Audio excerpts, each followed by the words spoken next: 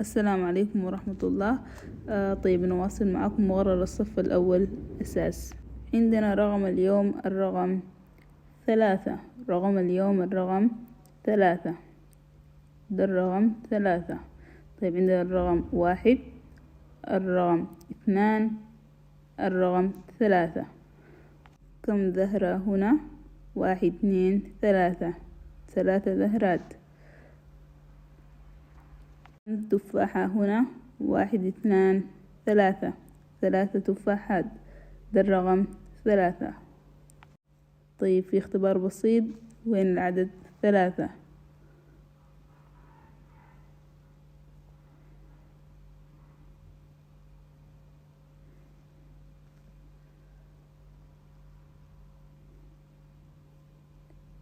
الإجابة الصحيحة هي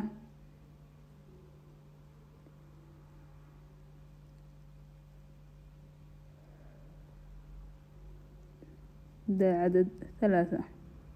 مرة ثانية، أين العدد 3؟ الإجابة الصحيحة هي ده العدد 3. إن شاء الله المرة الجاية نعمل لكم اختبار من الرقم 1 لحد الرقم 3، بعدين نديكم العدد القادم.